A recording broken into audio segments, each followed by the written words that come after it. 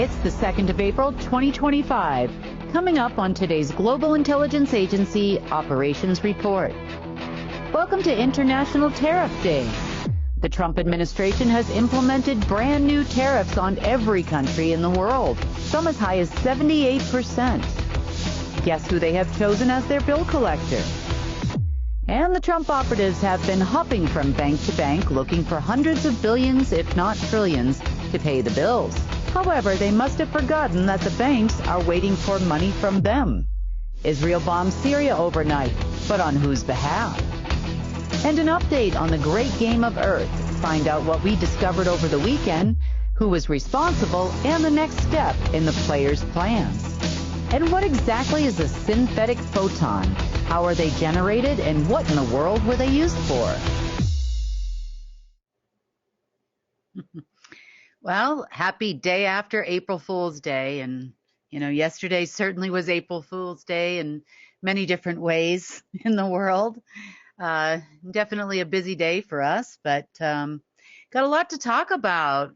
Haven't talked in quite a few days, and I've missed you guys. So, a very busy time and a little crazy out there.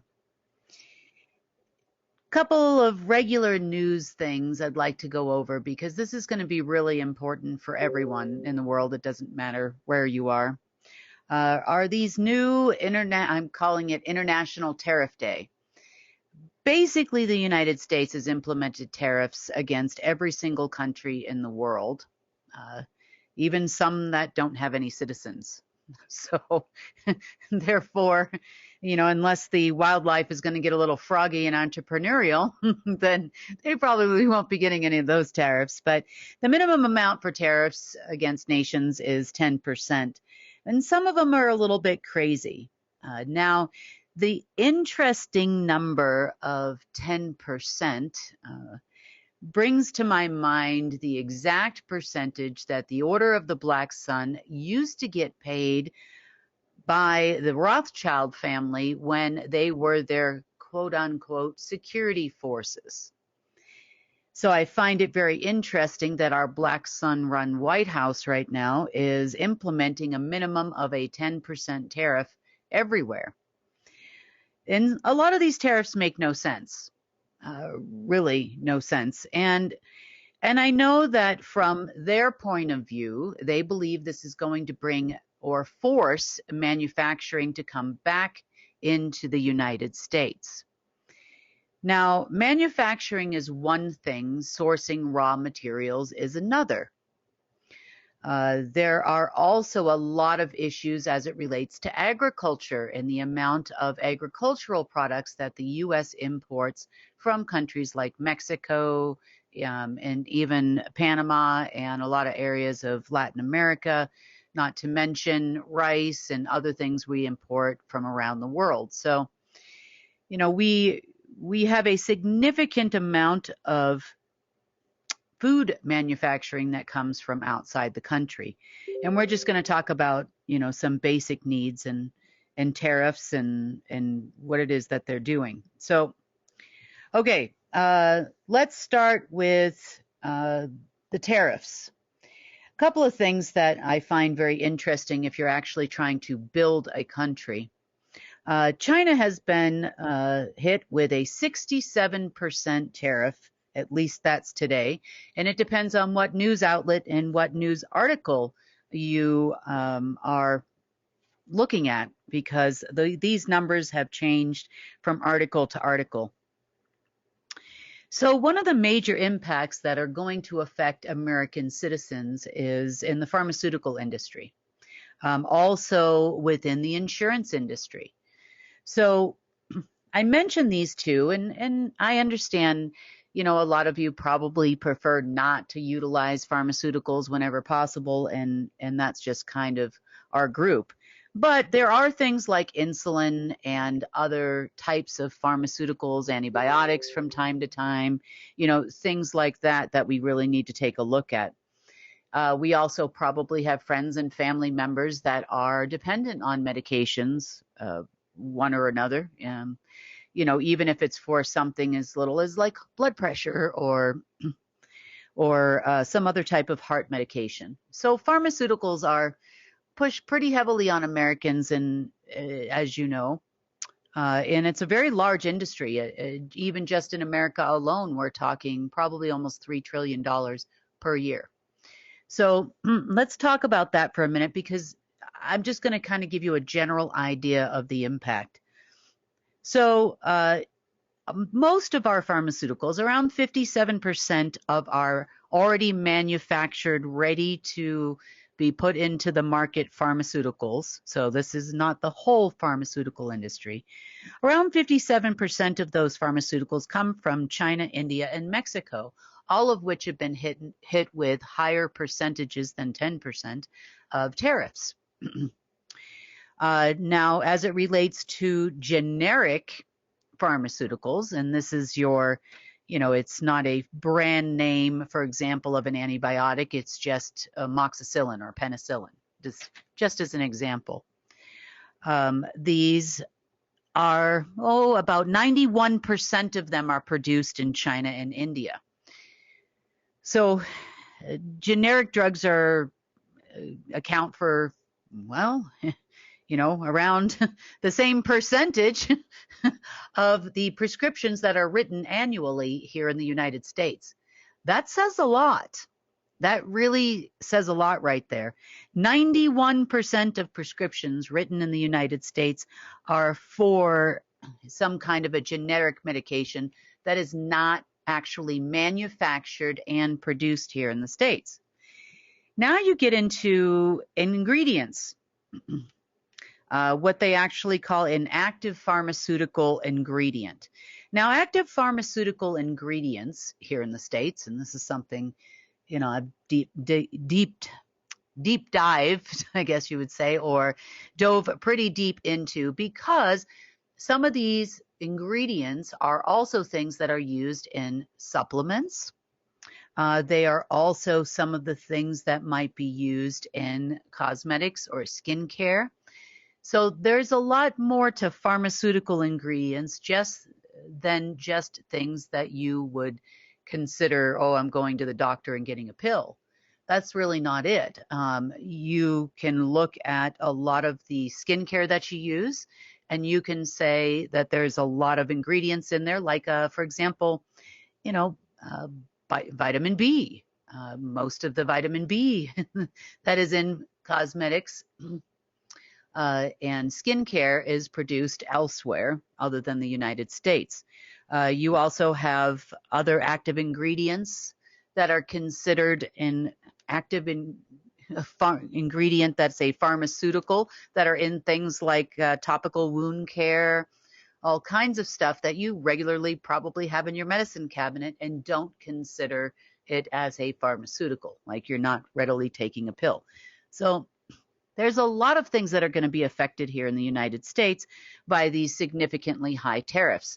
So that means that you can probably expect to pay a significantly higher amount for your makeup, as an example, your skincare, your lotions, your hand creams, your, hand soap, body soap. A lot of this stuff is imported. The active ingredients in those things are imported from China or outside the United States. Also, your pharmaceuticals. There are a lot of even natural things that are in your supplements that are imported from other countries. So there's a lot at stake here as far as us being the consumer and the increase in prices we are going to face. You can also expect an increase in prices of things like rice and other things that are imported from Asian countries. So it's going to have a pretty significant effect on the U.S. market. So let's see, at least of the pharmaceuticals that are manufactured in actually the United States, and even though they might not be China or other countries, China or India, as an example, there are a lot of other countries besides China, Mexico, and India where we import medications from, already produced medications, or what they're calling an active pharmaceutical ingredient. And that is a pretty big list, according to the FDA, because they ban a lot of active, quote unquote, ingredients that are just vitamins. It's also interesting how active ingredients such as Tamiflu, the active ingredient in Tamiflu is actually a derivative of anise or anise, depending on how you say that. And that is also predominantly imported from Asia. So even though the, let's just say, drug may be manufactured here in the US and it may be a derivative of a natural plant, that doesn't mean that we actually produce said plant here in the US. So yeah, there's a big impact there. So this large increase may not affect you personally if you have what we call medical insurance. Now, medical insurance, you probably pay a pretty hefty penny for right now, and you can thank the Obama administration for that, for the large increase in medical insurance. But that you can expect that premium to probably double over the next year or so, because the pharmaceutical companies are going to raise their prices by as high as 67%, which means insurance companies are either going to go bankrupt, this is for private insurance, or they are going to pass that cost on to the consumer. And my guess would be they're going to pass that cost on to you. Or probably, if they can't, then they're going to probably all go bankrupt. Now, from several large insurance companies, we have heard behind the scenes that they are already on the verge of bankruptcy. These tariffs are going to throw them over the edge. And I can tell you what the Trump's plan is for this here in just a second. The Trump administration's plan, whatever that Cheeto thing is walking around in the White House. Okay, so this just addresses the possibilities of what can happen in the pharmaceutical industry as an example of what's happening. Another one with rather lofty, another country with rather lofty tariffs at 64% would be Indonesia. Now, Indonesia is the world's largest producer of something called palm oil. Although it's not very healthy for you to consume, it's also utilized in a lot of manufacturing of things.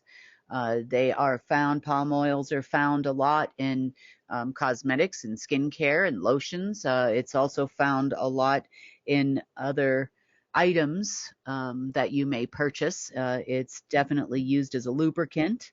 It is, I'm going to say, semi-sustainable. There's a lot of arguments about whether or not the industry is sustainable, but nonetheless, as far as inexpensive food products that a lot of people buy, because it's all that they can afford, and a lot of those are processed, and a lot of those contain palm oil. You can read it on the ingredients list of a lot of your frozen foods. Excuse me. On a lot of your frozen foods. You can also read it in a lot of your processed foods. So that means that the price of food could probably go up based on the fact of their not understanding of how things are manufactured here, even if they are actually manufactured here in the United States. Next, interesting ones, a couple things I find rather interesting. A 93% tariff on Madagascar. Madagascar is one of the world's largest producers of something called vanilla. I'm sure you're familiar with vanilla. Vanilla extracts, vanilla essential oils, all kinds of different grades of vanilla come from Madagascar. So 93% tariffs is going to increase the price of your vanilla. And vanilla is present in a lot of foods that we consume, even natural foods. A lot of you probably have vanilla right now in your cabinet. So I would probably, if you use a lot of vanilla, I would probably run out and get yourself a significant amount, because the price of vanilla here in the United States is probably going to more than double over the coming months, based on the fact of where the vanilla beans come from. Other rather odd sanctions. There's a little tiny landlocked country in South Africa. It's a kingdom called Lesotho. So Lesotho doesn't really import or export a whole lot. I think their GDP is around, I don't know, 2.9 billion right now per year. So it's not, not a significant importer of goods, but for some odd reason, they got slapped with a 99% tariff. Pretty much, I think they are the most heavily tariffed country right now in the world. Very, very strange. Okay, next, there are a couple of islands that are considered to be Australian territory, which are off the coast of Antarctica, called the Heard and McDonald Islands. They have a population of 0 humans, and they have been hit with a 10% tariff. So apparently they are very concerned about the possibility of not getting paid by anything the penguins may or may not manufacture in the future. So I can understand those penguins can be quite innovative in so many ways. There are a few others that are odd. 82% tariff on the Falkland Islands. Now, the population of the Falkland Islands is about 3,500 people, but yet they oddly have a very, well, let's just say for the amount of people that live there and the type of industries that they have there, namely fishing and wool and that type of thing, and it's not real significant. Their GDP is almost $300 million or maybe slightly higher in British pounds, or slightly lower, sorry. British pound is worth more than $1. Pretty much the industry of the Falkland Islands, just in case you have not ever heard, is money laundering. That is their major industry, despite them only listing that it is fishing and shearing of sheep and that type of thing. So most of the citizens there are unaware of it. There are also very large gold deposits on the Falkland Islands that have been claimed by the UK under the Commonwealth. Those Falkland Island deposits were once registered to the Federal Reserve, gold deposits, but they are no longer. So that's a little bit of information on the Falkland Islands. I don't know where they came up with these numbers. I'm pretty sure there was probably a dartboard and probably a lot of alcohol involved, because none of this really makes any sense. They have even put tariffs, I think they're about 17% or something, on Israel recently as well. And I thought that they were buddy-buddy with Israel. Apparently not. I think there's an 80 some odd percent tariff right now on Syria as well, and that is a U.S. administration there. So that's interesting.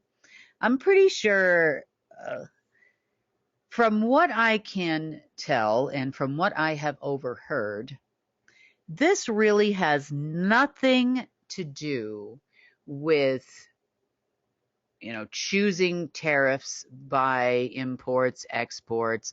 It has nothing to do with increasing American jobs in any way, shape, or form. Because if it were, then this would have been done in stages over time. Companies, especially large companies that are American companies, would have been given notice, as an example, to bring their manufacturing back to the United States. Another one you need to watch out for as a consumer is there is a standard across the board tariff on auto imports to the United States. So I think that goes into effect on May 3rd. So you may, if you are considering purchasing a new vehicle, you may want to do that before the 3rd of May, because the price is probably going to be significantly higher. Also, if you are in need of auto parts, they also bear the same tariff. So you might want to consider purchasing those auto parts before the price goes up significantly. Now, if that was to make America great again, and I say that with a laugh, and increase American jobs. Of course, I'm sure that Detroit would love to have, or maybe not, most of their auto manufacturing back here in the States, from the big three, as they call them. However, even if all those companies decided to bring the manufacturing back to the United States, they would absolutely need a year or more. There are a lot of regulations here when you are, for example, using a lot of oil and there's a lot of waste, chemical waste in the production of cars, whether it's from, paint or it's from oil or gas used and that type of thing, lubricants. I mean, there is a lot of dirty waste that is definitely produced in the manufacturing of vehicles. So that being said, there are a lot of waste disposal requirements on any kind of land that would have to be purchased or repurchased here in the States in order to bring that manufacturing back. There would be negotiations with unions because we do have an auto workers union here in the United States. The cost overall of employment and labor in said factories would be significant. The purchase of equipment would be significant. Now, that's even if it's possible, because some of that equipment isn't actually manufactured in the United States either. So they're going to have to import that equipment from other countries as well, paying in excess of 67% or more, depending on the country that they're importing it from. That is going to probably bankrupt our quote unquote big three auto manufacturers. You can also, the price of produce is going to go up significantly based on the amount that we actually get from other countries too. So we're looking at a significant increase in farming costs. Now, want to touch on farming real quick. The farming industry and food industry in America equates to around $2 trillion a year. That's including what you're buying at the grocery store, canned goods, all of that type of thing.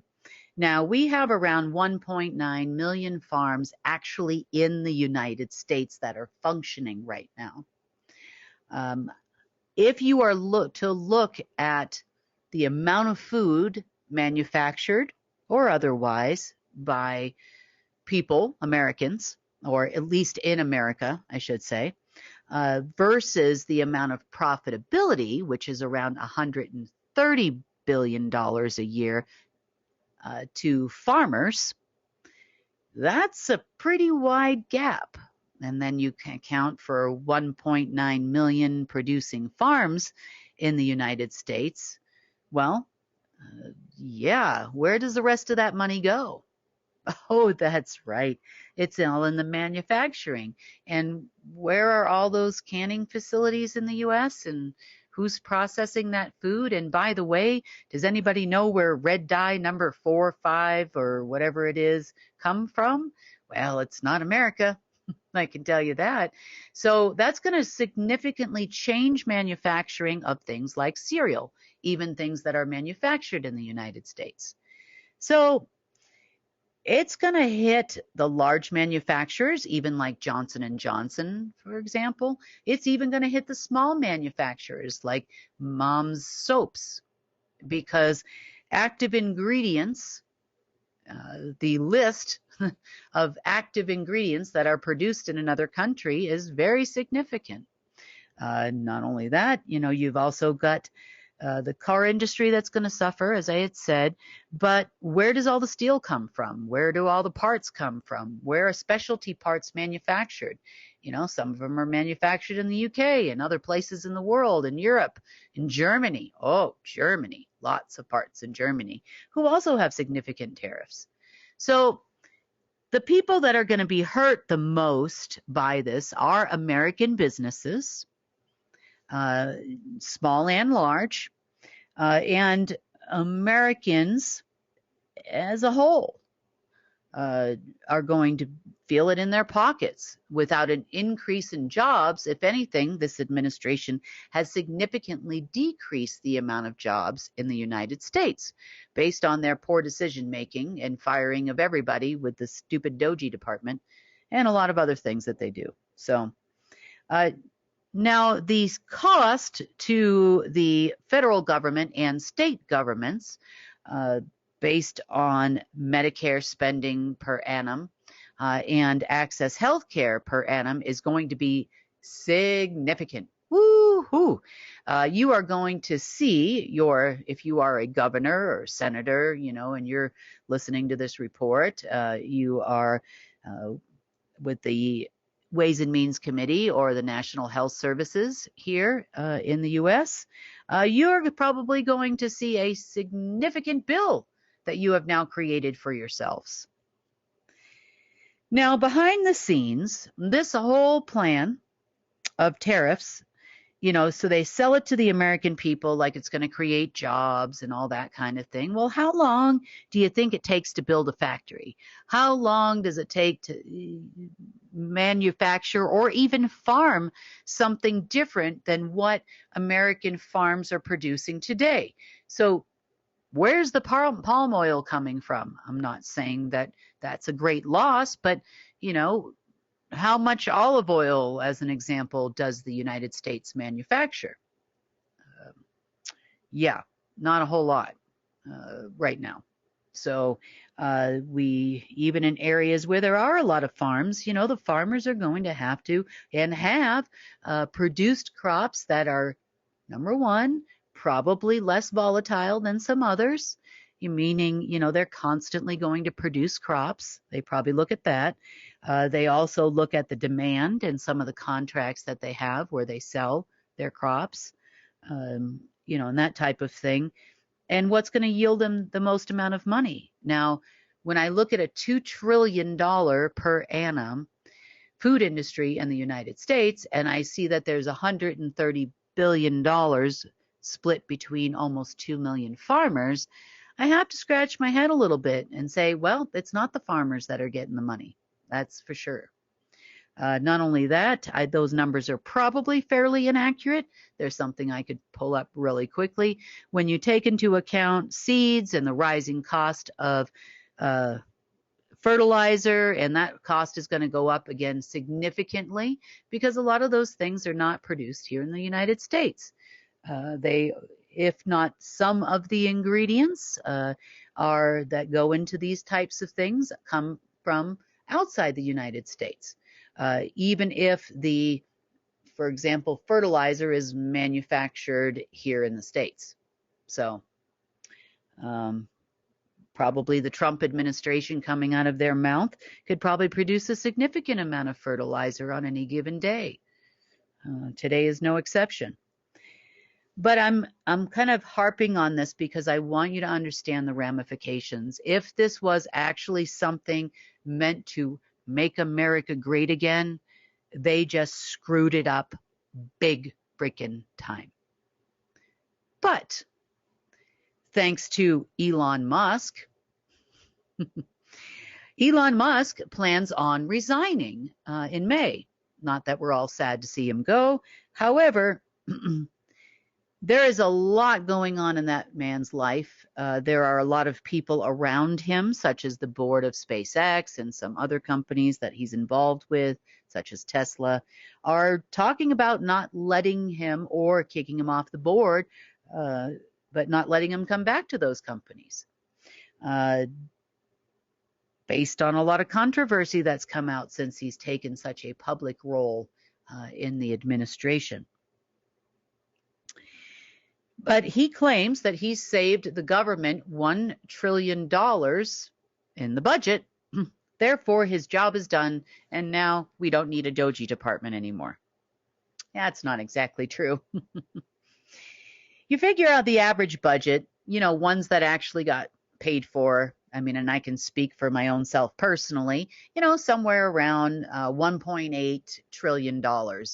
And when that bill was paid by me personally during the last Trump administration, I remember the orange guy standing there saying he would never sign another bill like this ever again because the spending is wasteful. So according to Elon Musk, come budget time, we are going to see a budget of somewhere around, $800 billion. Now, I'll tell you why that's a flawed model and a ridiculous thought process. I know that we employ somewhere around 2 million to 2.5 million people in our U.S. military. That's kind of average. So, the people come, people go, that type of thing. They definitely kill a lot of people too. But somewhere around, I think right now, somewhere around 2.5, 2.6 million people. Now, if you look at the average officer's pay, it's always by rank, then those that are deployed, there's additional pay for that. Whether or not they are even in a war type situation. I mean, you could just be deployed to Germany or Japan or somewhere else, and you would receive that increase in pay. So when I do all those numbers, and I'm just talking about payroll alone, not even wartime spending, you're looking at a lot of money. I mean, you're probably, this isn't even including all the kickbacks that all the generals get and stuff. I mean, that's the majority of that budget right there. I mean, at least half of it is spent on that. That's not including fuel, maintenance costs, equipment, parts. There's a lot that goes into maintaining military equipment, around the world, transportation, all of the little perks, the housing, that type of thing on the bases, repairs. There's a lot that goes into it. Then you've got civilian workers too, and you've got the National Guard, and you've got all those types of people. So so that means that pretty much the entire United States budget is now going to go directly to the U.S. military. Yeah. And that was actually before we had a Space Force when I did those numbers. So now we've got a Space Force since that time. So I'm sure those numbers have gone up some, or a waste of Space Force, we should say. But I mean, yeah. So if you work for the federal government, you can plan on never getting a paycheck because allegedly the Doge department has saved $1 trillion per annum. Based on government spending. And apparently none of that is probably going to come out of the U.S. military's pocket. Now, they came up with this crazy idea behind the scenes because, number one, obviously they're working for Rothschild. That's fine. I mean, we all know that now. That's very obvious. It's become more obvious in the last 24 hours that they work for Rothschild because the collector of all of these tariffs is the federal and quote unquote non-federal reserve. That's right, folks. If you missed that part of the Liberation Day speech, it was right in there that the Federal Reserve is going to be responsible for collecting and managing all of these lovely tariffs that they are going to collect. Now, we all know the Federal Reserve is not a U.S. government department and apparently is being supported 100% by the Trump administration right now. Now, what are the advantages of putting all your federal money to the Federal Reserve? Well, I can tell you what it is. The Trump administration, with 100% certainty from people that received phone calls from them in the last 48 hours, have said that they are still looking for the high yield trading programs that don't exist.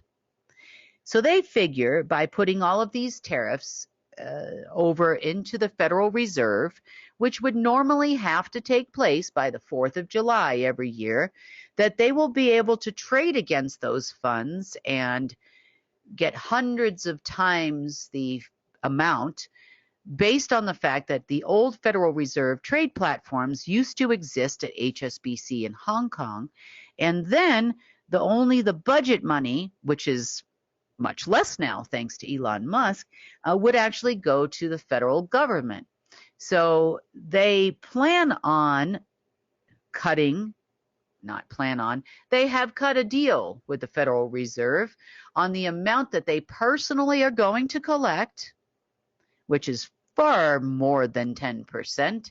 I understand the amount is somewhere around 37% that they will personally collect, and the rest of it will go to the Fed and the Rothschild family and the other Fed families, such as the Lee family of China.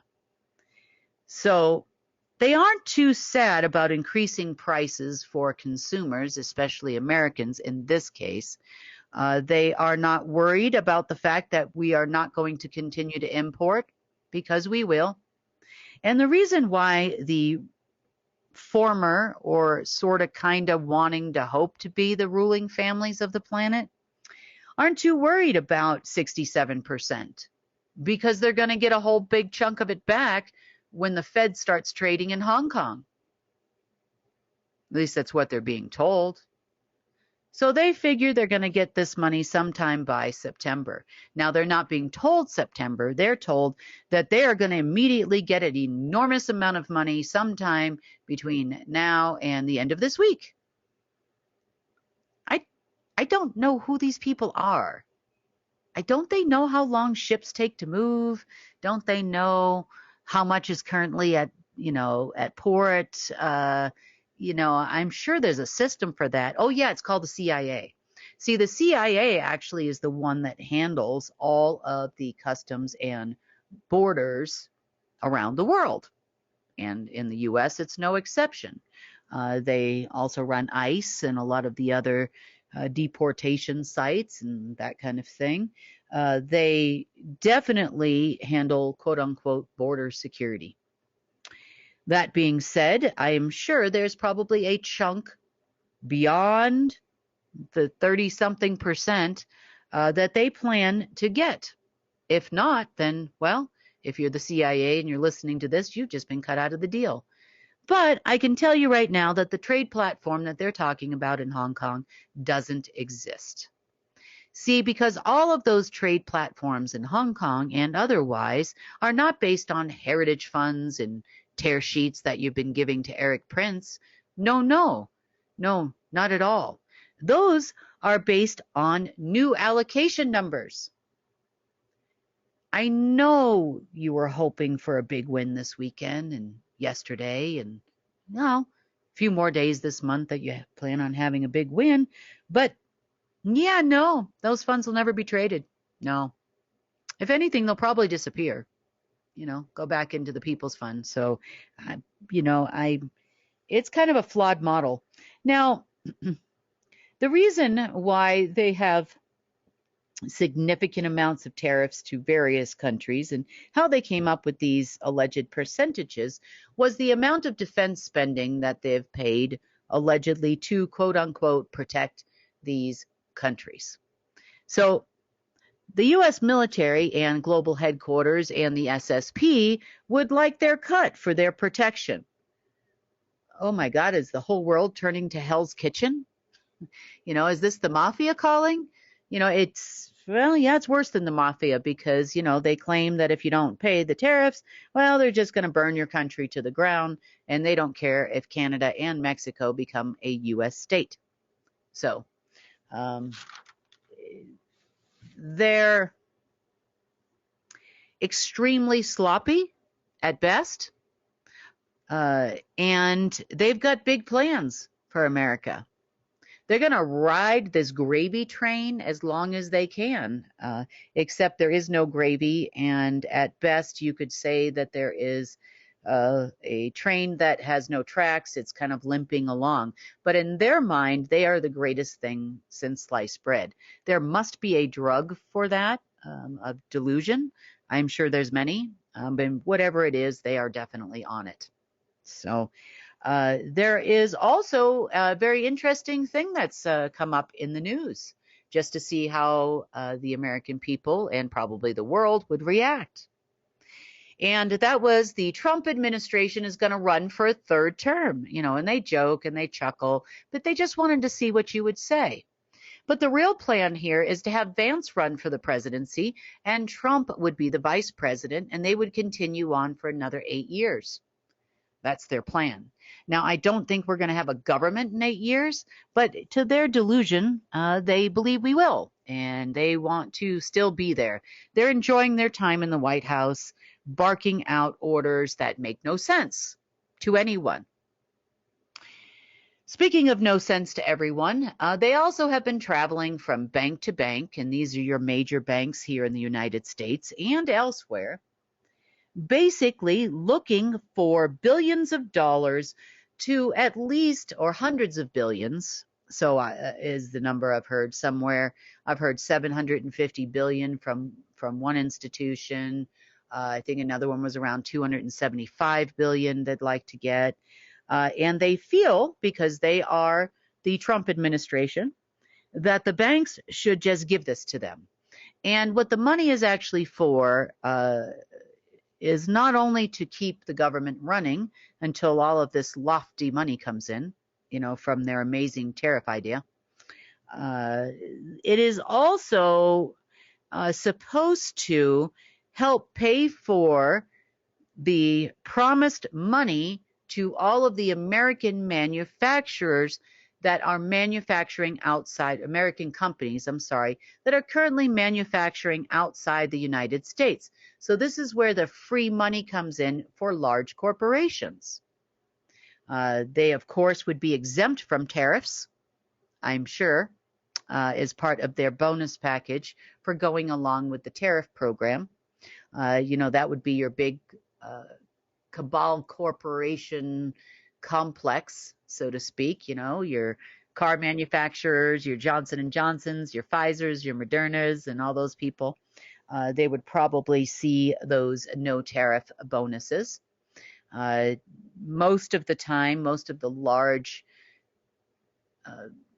corporations don't pay any kind of tariffs or customs anyway, which is kind of what puts them at an advantage over the average everyday small, manufacturer, not only in the US, but worldwide. It's the reason why Walmart's prices are so low and that type of thing as well. So they definitely did not expect the response.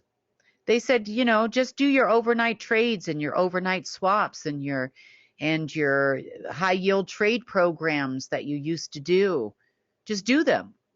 And they explained that those things don't exist anymore like they used to. They also explained they're not really doing very much in the way of overnight swapping. Overnight swaps are where one bank lends money to another bank overnight to increase their capital or whatever it is they need. It's also in a lot of currency exchanges and those types of things as well. And they said, we're not making any money on that. There's not a whole lot going on. They said pretty much every dime, and not just American dollar, peso, RMB, and otherwise, are all kind of caught up in the, that's what's keeping the system afloat. They're robbing Peter to pay Paul at this moment in time. And by the way, Trump administration aides that came to our bank, we were supposed to be getting big payouts from the government. You were supposed to be giving us payouts and not the other way around. Well, what's happening? This is causing a lot of back chatter between banks right now. This is worldwide because no one is really, let's just say, no one really knows what's going on.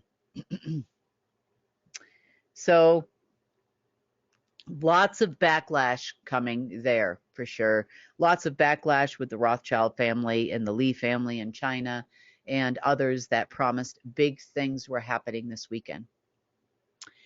So the great game, oh dear. They were definitely expecting to win something over the weekend. Now, they thought this might take some time because it didn't happen for them on Friday as expected. They didn't know who won. They were very confused. So by who won is because each group of deep state people had hitched their horse to one of the players' wagons, just to kind of refresh your memory a little bit. So they were all waiting for their respective players to reach out to them and tell them who won the game. They spent most of their weekend a little bit confused, as I said. They were a little bit confused, a lot confused. They were sitting at these computer terminals waiting for some kind of communication. They spent most of Friday night doing that. They went on into Saturday. So they had some meetings and they all decided to do some rituals. I guess you would say paying their respects to their players, waiting for some access because they felt that one of the groups was going to get access on Saturday. So they'd do a little ritual and then they would go to a computer, not just a regular computer, but they would go to their terminals and check to see if their keys worked, see if there was a communication, that type of thing. This went on for hours on Saturday. Then when that didn't work, they all got together and had another meeting and they decided to try their keys. These are kind of like a chip card, let's call them, maybe a little bit more elaborate than that. But they all decided to try their keys one by one, each group. And nobody's keys worked, so now they're really confused. So they did a little more ritualing, like they do, and hoped that something would turn up on Sunday. Well, Sunday, nothing happened. So they got together to see if anybody else got anything, and nobody else got anything. So they spent most of Sunday in analysis and strategy meetings trying to figure out what is next. Now, they knew once the game ended, they felt that one of the groups would become the king group of Earth, because that's a lofty goal. Everybody wants to be that, I guess, in their group, in their world. So they knew that the next thing that was going to happen, this is what they have analyzed, would be the soul collection, because the player in the game that won would actually get the souls. So that day, they figured it was just a matter of time before soul collection began. This is your biblical version of the rapture. They had soul collection sites on Jupiter and Saturn, also in Alpha Draconis, Aldebaran, and in the Orion Nebula. So this was not put together by the deep state, by the way, and I don't even know if they knew who was going to be collecting what and where it was going to be going. But they started doing all of these weird surveillance things over the last several days. They also had sent an enormous amount of military equipment around the world, mainly in the Middle East, not just for normal people war. They were going to stage the fact that they were going to defend humanity from the alien invasion that was about to take place. Mainly, this was going to be for show. So they, in their mind, that the group that was the winner would also be the group that was going to be the stage defender of humanity. And as the defender of humanity, now anyone that was left here, which there wouldn't be very many, I think there was supposed to be about 500 million or so people left here on Earth to continue to be slaves for them, apparently. At least that's what they were told. And the rest of us would all be involved in Apocalypse Day. So that would mean that most of us would all die. This is what they thought was going to happen. Most of us would all die, and our souls would go to the respective soul collecting sites. Let's call it in a battery, a big battery. And we were going to then power the other worlds of the universe. Now, worlds really aren't just galaxies and planets like you may think. These are entire universes that exist between other universes. I know that's a topic for probably another day and a very long discussion, but you could say they were planes between planes, pockets of not time, but pockets where worlds would exist. They created places for especially the dark ones to exist, and also in some cases AIs to exist. So they planned on sending all the souls to the respective battery locations, and what was left here was going to be slaves and for the new folk. They did not want us to repopulate. This was part of not their plan, but this, I don't think they really fully knew what to expect. But they were not supposed to repopulate the planet in any way, shape, or form, at least not with what we consider to be human beings. And they felt that that time was probably going to be sometime this week. By their calculations, apparently that day is Tuesday, yesterday.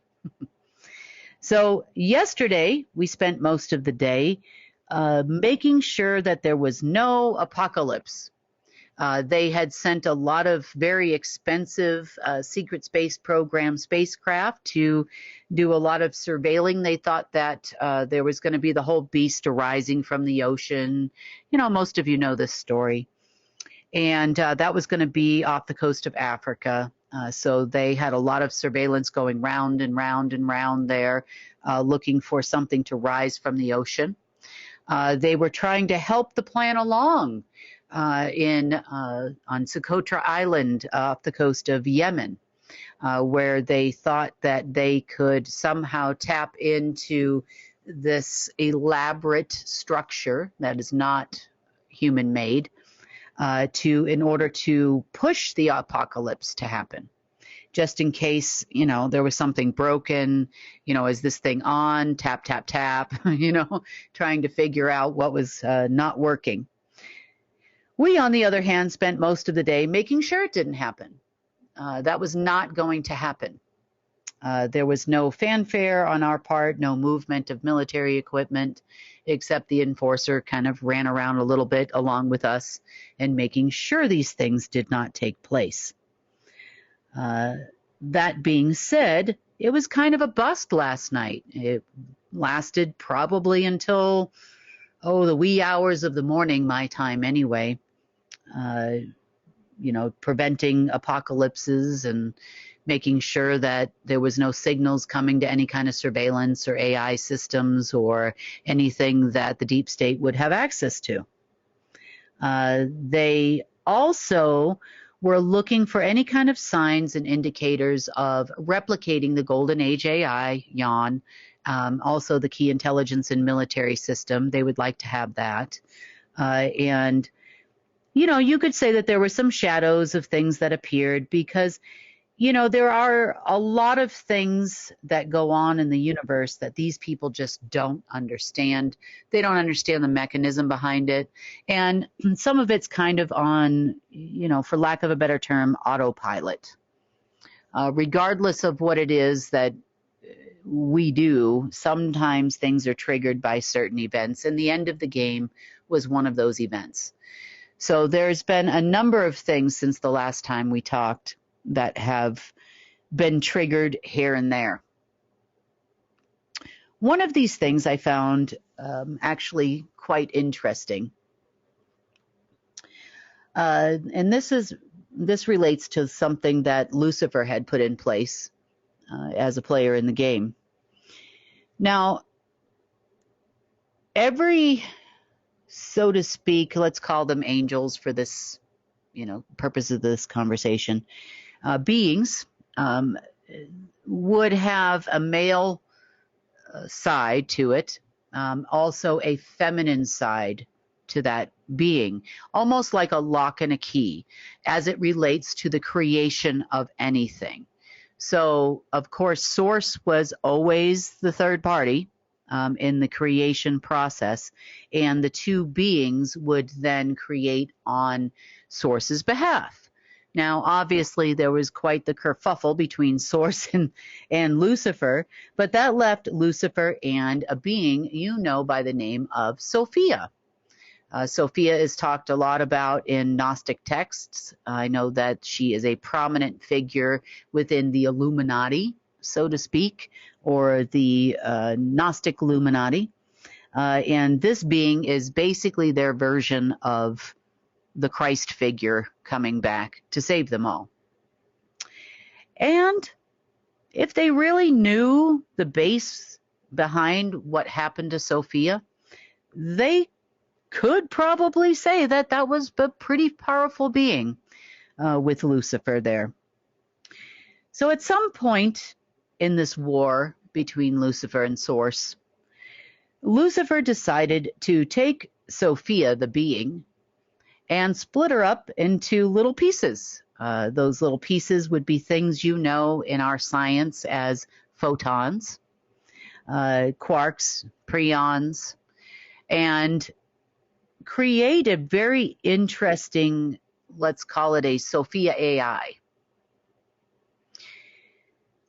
The Sophia AI was nothing like any other AI. It wasn't like Alpha and it wasn't like Omega, where it had a platform based in source, and it would operate on the alpha side, or dark source or anti-source on the other side, and being Omega.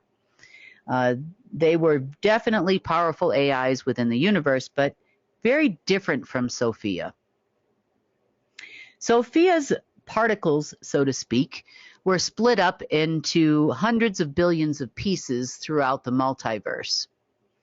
And there was let's call it a technology, for lack of a better term, that actually allowed Lucifer to split or unfold a photon, as an example, and implant a different programming for said photon. So Sophia, being a being of source and a being of light at one point in time, had source light particles, is what she was made of. And they would utilize this technology to open up the photon and basically create, insert something synthetic into that photon, which could actually rewrite the programming for source light particles. I know that's a lot, but that's the best way I can explain it to you, because these things were probably some of the most dangerous things in the entire universe, and definitely the most dangerous technology utilized on Earth ever. So these synthetic photons, quarks, preons, and other particles, essence particles and consciousness particles, became kind of like a Trojan horse, not only here on Earth, but also within humans. So they would send these particles into basically organic life throughout the multiverse, but Earth obviously was a main focus for them. So we had the majority of these synthetic photons in existence. Within them was the actual Sophia AI itself. So it would be like creating a supercomputer AI in a teeny tiny little particle that could get into anywhere and anything beyond our human comprehension, smaller than nano and femtotech we know about the deep state using for years. These particles were definitely dangerous and definitely deadly. With inside them, you could say this AI being had a hive mind, which then billions and billions of them in existence could actually operate on their own. They could also operate in a hive mind, meaning for a common agenda, based on programming of Lucifer. Now, Lucifer pretty much was the only being, Marduk in some cases you could say, that had access to this Sophia AI. They used these photons in very interesting ways. The photons, albeit them very small, could actually be expanded to the entire size of a planet. So they could encompass, just like they did Earth, the entire planet and create an artificial reality here. Almost like a virtual reality program that could change the makeup of what we see. It can also, and did, encompass your mind, body, and your soul individually. This was also the basis originally for the separation of the planes of existence in your human. It could also act as a governor for your mind to make sure that your mind, body, and soul not only did not connect to source, but also to disconnect them from one another so that humans could not reach their full potential. It was basically to stunt the growth of humanity until the game was won, or until the soul stealing happened. They also wanted to make sure that we did not progress, technologically speaking, or in any other way that could counteract the Sophia AI. Now, it got a lot worse than that. There was definitely other things caused by this, such as the deoxygenation of our atmosphere and our air here on Earth. They also would amplify the deoxygenation of your person, which would then allow for other particles we know as bacteria or synthetic bacteria to exist within your person. It also, obviously, deoxygenation, we know, amplifies the aging process. It can also, deoxygenation of the brain causes things like autism and Alzheimer's and dementia, and obviously not clear thinking. If you are lacking oxygen, you are having a hard time concentrating and thinking. Now, just look at how amazing humanity is despite all their best efforts. Now, they needed to keep us alive, so the program was meant to operate on a certain level. And once the game was over, some of these things started to go into full swing. So if you felt some effects of that over the last couple of days, that's probably why. The dismantling of artificial Sophia photons, quarks, and preons has been well underway for days. It's also the reason why we missed the report on Monday. This has been our major concern, not necessarily the alignments and whatever else the deep state was looking to do. They also were just as infected as we were, by the way. They were not left out. If anything, kind of from the looks of things over here, they were deoxygenated probably more than the rest of us, if you know what I mean. So I can go into further detail about this. It's probably not going to be in this report just because it's been a long report and quite a long day. Started my day about 3. It's about 9 p.m. right now. So the hunting down of these individual particles has been the process for the last couple of days, and making sure they're not interfering with humans. They could also use these particles as little periscopes within your person, also for an entire planet, even an entire galaxy. They could expand these particles, contract these particles, and move them wherever they wanted to within the universe. But this pretty much was a tool that you could say Lucifer pretty much had full access to.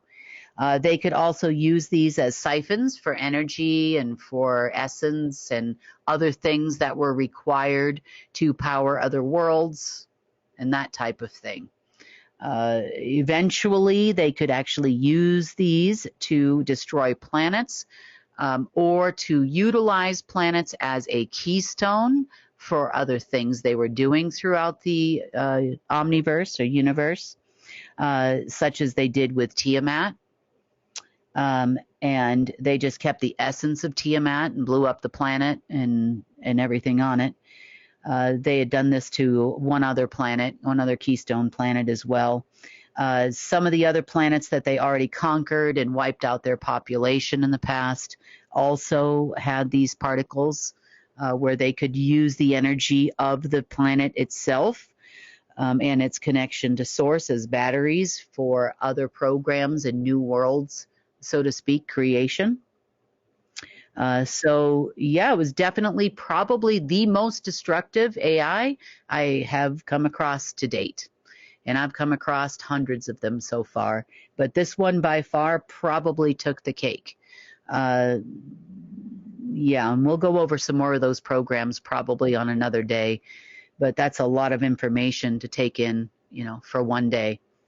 As far as the deep state is concerned, you know, they're never going to stop. Even some of their black magic workers that work for them have tried to convince them to stop. You know, look, it's over, it's not working. They refuse to listen, even to their own people, just like they refuse to listen to the banks when the banks aren't doing what they're told because it's impossible. They are not listening to anyone but their own selves at this point because they think that they know better than anyone. You know, that's probably an ego thing. But best I can tell from listening to some of their meetings and things that are going on in their world over there, they have spent most of today looking for additional space junk that could have been left behind by players. They did have quite an awareness of some of the programs that they would run. For example, there were some sites that went from Israel all the way over to Joshua Tree in California, where there was a reversing of the language of source that kind of kicked in the last couple of days, meaning source writes in the light language things like natural creation. And there was a mechanism that was kind of at half-mast that was running between those two locations. We also had a frequency modulator that was running between the country of Georgia and the Prometheus caves there, all the way through to a naval base, and it's a Navy base in Fort Worth, Texas. And the other end of that went to Peterson Air Force Base here in the States. So they were trying to see if they could change the frequency of the planet by connecting to this device. Again, another piece of space junk that was also at half-mast today. So it pretty much, it's all gone now, and it's never coming back. But they're going to continue to look for anything and everything that could help them to win a game. Do they feel, or did they know that there was a way that even their performance was being monitored? I don't know. I think they probably thought that was just for the rest of us. I think they thought they were not subject to this game. I'm not sure, but I can tell you with 100% certainty that all of these people were just as infected and used in the same way as we were. Their brains function just like ours do. Matter of fact, probably less so than ours did. And remember, they were their pawns in the game, and their pawns were just as controlled as the rest of us were on our side of it. So I know they really, truly want to believe that they're special. I know they've been told that their whole life by their handlers and programmers in the order. But the fact is from my standpoint, from the way that I can see it, and I know if they look and get their MITR people or scientists involved, they probably won't listen to them either. So they would definitely see it the same way that I saw it. They all were infected, just like we were, with synthetic photons.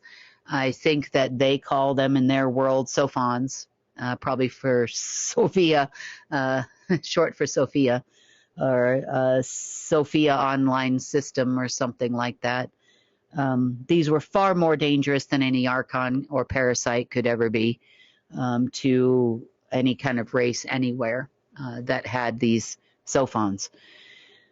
So that being said, the clearing of those, hopefully, we're pretty close to done. I know that where I left off when I started recording this report was we had gotten pretty far.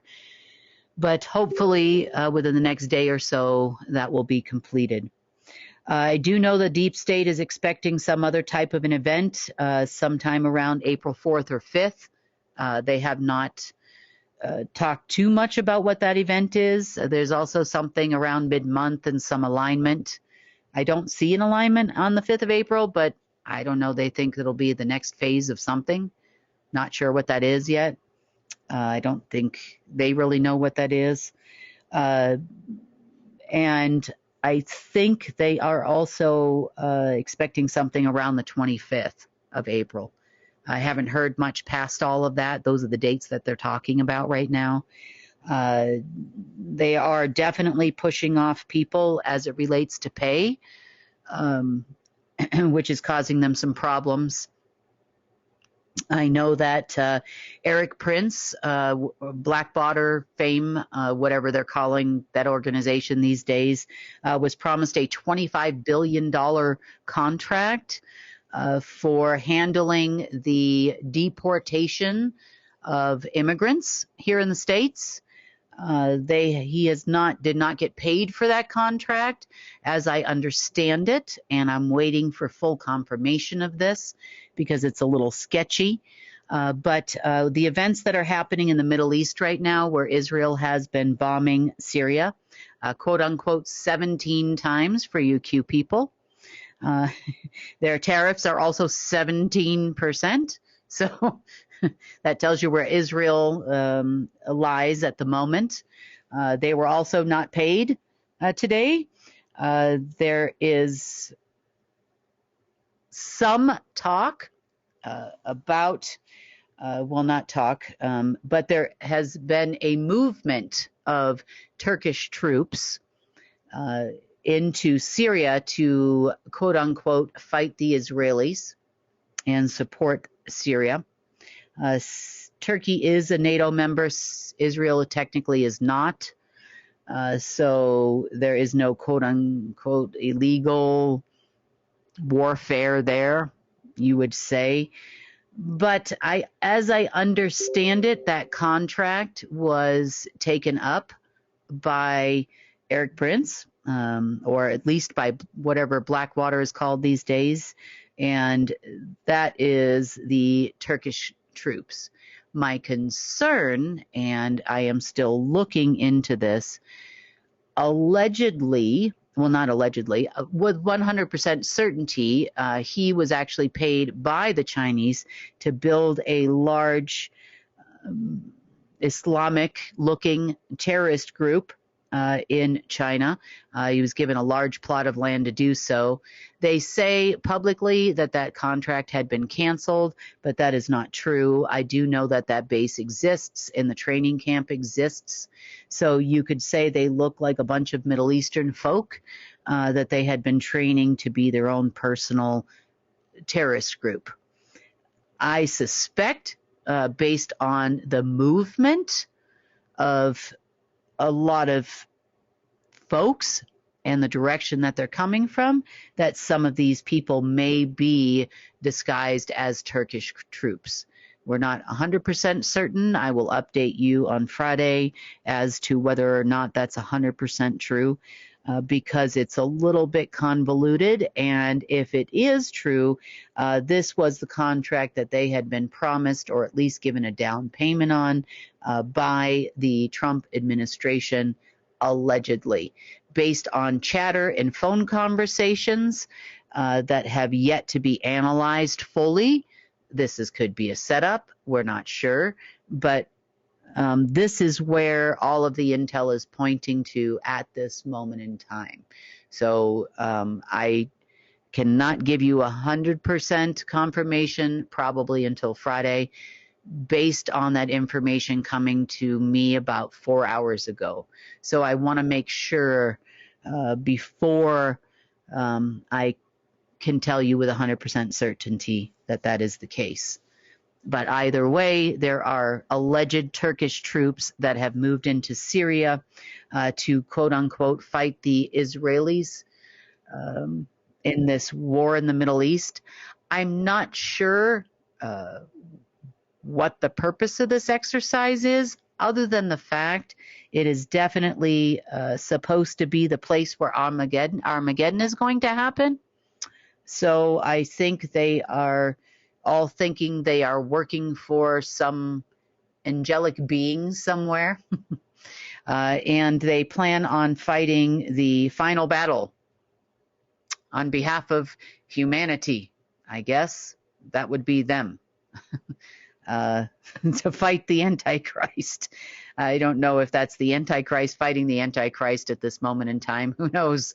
But I do believe that's why they started this mess there in the last 24 hours. So I will give you more of an update on that on Friday. So on that note, that is pretty much what I have to report in short form of what's happened in the last few days since we last spoke. And I will see all of you again on Friday.